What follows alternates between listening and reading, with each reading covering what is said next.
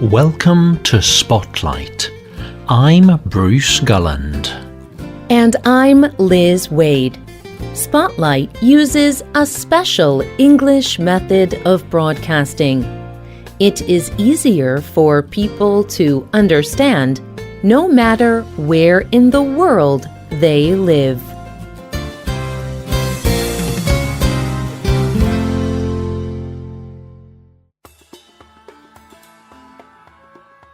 Zaki Jemal lives in the country of Israel. It is not always easy for people from Israel and people from Palestine to live together. There are complex political and religious reasons for this. There is often violence between the groups. But Jemal is friends with all kinds of people. One night he was talking to his friends. They talked about how to bring different people together using something they loved, like music. Jemal explained to JewishBoston.com, "During this time together, we got into a debate. In the middle of that, a friend suggested we take a break and play a game. We would return to the discussion later. He suggested backgammon. Both our Israeli and Arab friends knew the rules. It has been played for a long time in the area. We did not have any bigger plans other than playing. As we started playing, all of the bad emotions we felt in this discussion were suddenly gone. The debate was forgotten. We saw there was real power in playing a game. We thought, this is working so well with us, why not expand it? That is how the idea was born. It has moved from that living room and now involves thousands of people.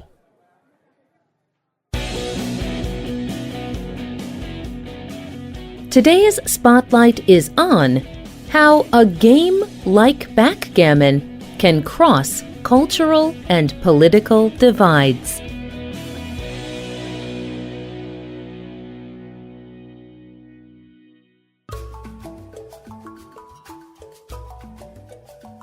Backgammon is one of the oldest games in history. There is evidence that backgammon is around 5,000 years old. Because it is so old, we do not know the whole history of the game.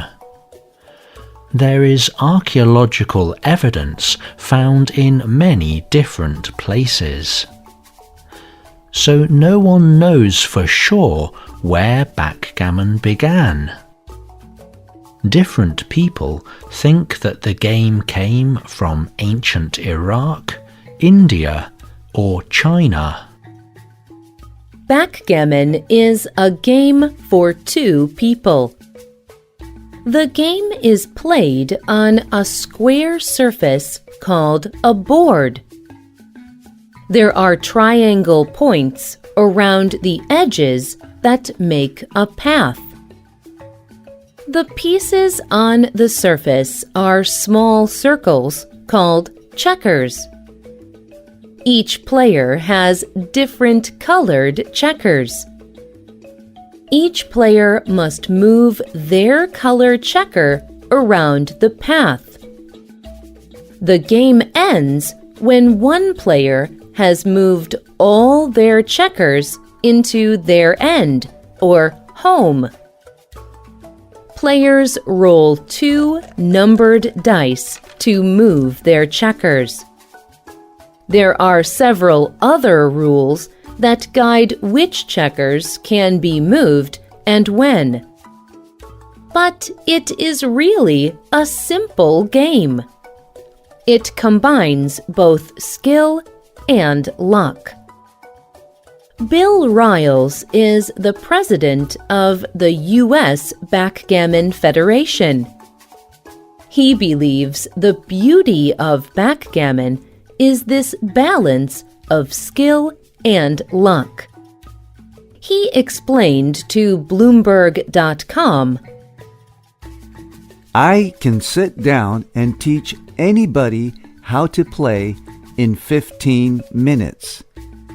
It is a very simple game, but I am still learning about its details after 40 years of playing."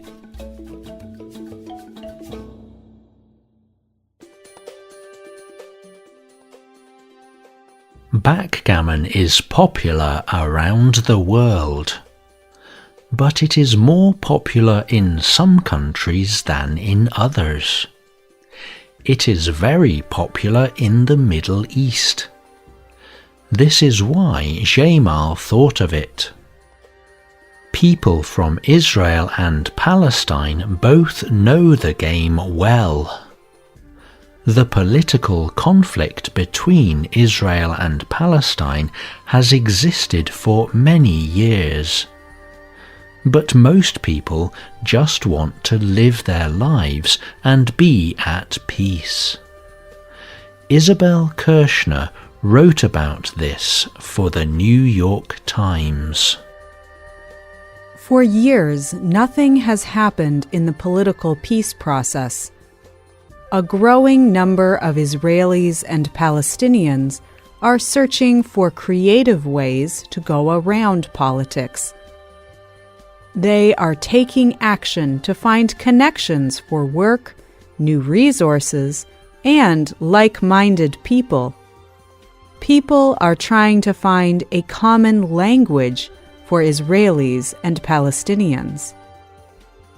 Jamal thought that backgammon could be a good common language for people. After seeing how backgammon could change the conversation with his friends, he thought it may work for other people.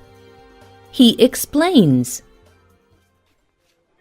We thought, why not organize a backgammon event for Israelis and Palestinian people to meet beyond the everyday work of riding the buses, standing in line at the store, or waiting at hospitals.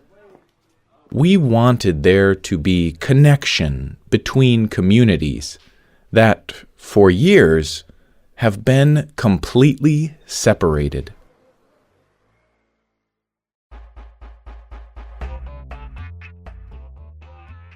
So Jamal created a backgammon event called the Double Jerusalem.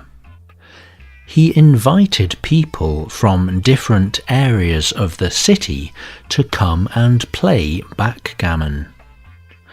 But not everyone was ready to trust the other side. Jamal explained, It took time to show people that this effort was worth their time. We had one man, an Israeli man, who said he would do it, but then had a lot of excuses. But we kept telling him to come. He did not want to go to this neighborhood. Israelis rarely go there. He was afraid. Backgammon was the key. We have played since we were children. It is a deep part of our lives and of our families' lives.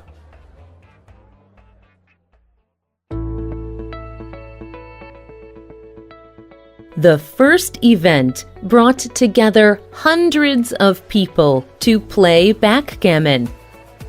It went so well that they held more events.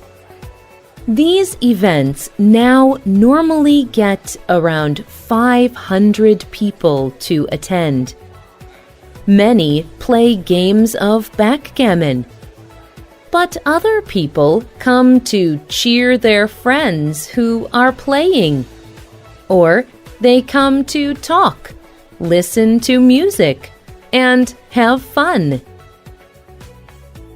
Jamal has even been invited to set up official backgammon events. Players come from around the world to play.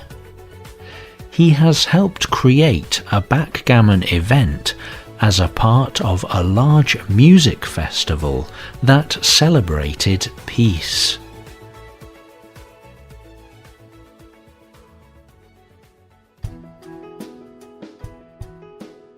Backgammon may never solve all the political problems between Israel and Palestine. The situation is not clear or easy. But games like backgammon can bring people together. They can connect people. They can even change the way we talk about difficult topics. The backgammon events may even help make peace.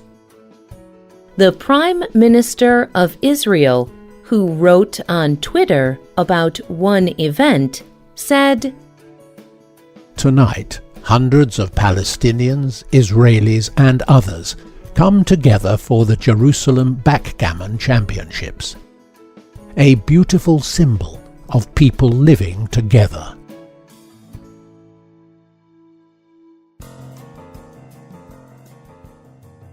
Do you like backgammon?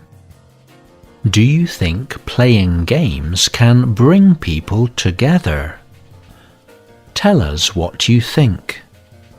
You can leave a comment on our website or email us at radio@radioenglish.net. You can also comment on Facebook at facebook.com/spotlightradio. The writer of this program was Adam Navis. The producer was Michio Ozaki. The voices you heard were from the United States and the United Kingdom.